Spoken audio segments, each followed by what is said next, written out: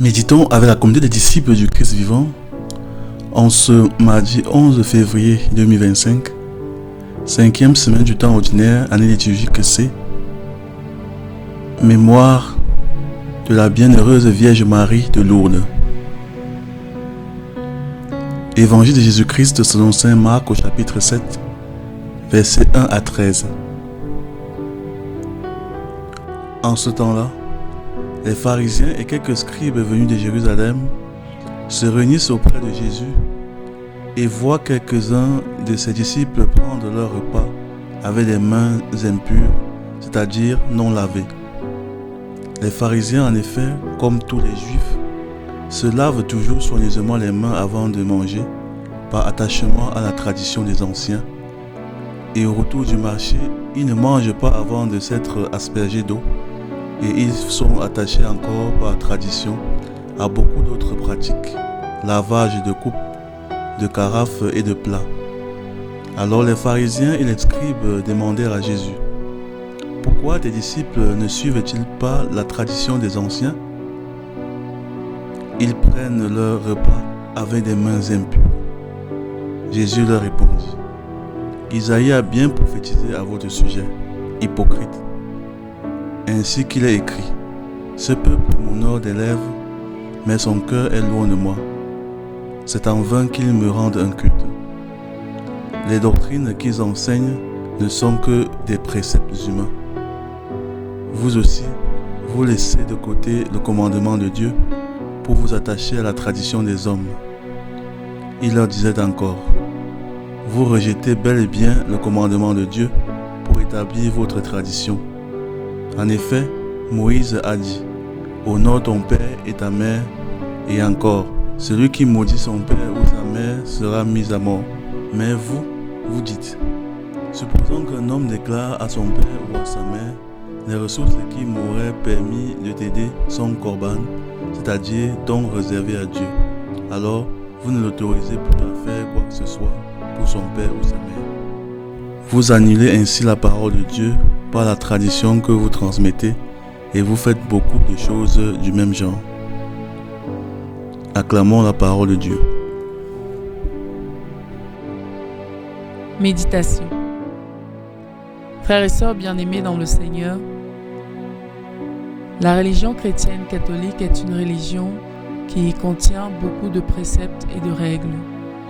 Si nous ne faisons pas attention, nous risquons de passer à côté de l'essentiel, que pourtant toutes ces lois et ces rituels de l'Église veulent nous transmettre. Dans l'évangile d'aujourd'hui, les pharisiens et les scribes critiquent les disciples de Jésus qui ne se sont pas lavé les mains avant le repas, comme la tradition l'exige. Jésus profite de cette situation pour rappeler aux pharisiens que le respect aveugle et sans cœur des traditions les ont éloignés du commandement de Dieu plutôt que de les rapprocher de ses commandements. En effet, laver les mains et autres rituels religieux juifs étaient de bonnes choses, mais ne valaient rien si les cœurs n'étaient pas profondément unis à Dieu et désireux de se convertir. Aujourd'hui, beaucoup de chrétiens croient qu'il suffit de se plier à certains rituels et rites de l'Église pour être en quelque sorte quitte avec Dieu. Ils refusent de changer leur vie, de se convertir réellement et se cachent sous des apparences de piété. Ils vont à la messe chaque dimanche, payent les contributions dans leur paroisse parfois, sont dans des commissions paroissiales, organisent des activités et autres, et pourtant, leurs vies sont souvent pleines de refus de conversion. Parfois, certains vivent dans la fornication, l'adultère. Certains ont des métiers où ils corrompent, ils trichent, exploitent et abusent leurs confrères et leurs consoeurs. Parfois, ils refusent de pardonner, sont souvent injustes et méprisants. Jésus nous interpelle donc à une religion du cœur. Nos gestes de piété, notre participation aux activités de l'Église, à l'Eucharistie ou à d'autres activités de piété comme le chemin de croix, n'ont de sens que si nous sommes remplis du désir sincère et profond de plaire à Dieu, de le ressembler, d'être unis à lui. Notre désir et nos efforts doivent aller dans le sens de vivre sa parole et ses commandements, et non pas de donner l'apparence de ce que nous ne sommes pas et ne voulons pas vraiment être à l'intérieur de nous. Revenons donc en nous-mêmes. Quel est l'état actuel de notre relation avec Dieu? Sommes-nous davantage dans les apparences ou sommes-nous authentiques dans notre foi et sincères?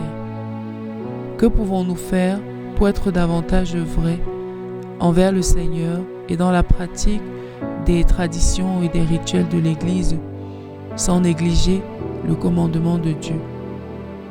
Prions. Seigneur, toi qui es vrai, fais de nous des hommes et des femmes qui t'adorent en esprit et en vérité. Intercession. Nous te prions, Seigneur, pour nos paroisses, qu'elles soient davantage pour de nombreuses personnes des lieux de conversion que d'apparence de religiosité. Maman Marie, intercède pour nous. Exercice spirituel. Faisons un effort pour être vrais dans chaque acte religieux que nous posons aujourd'hui et au quotidien.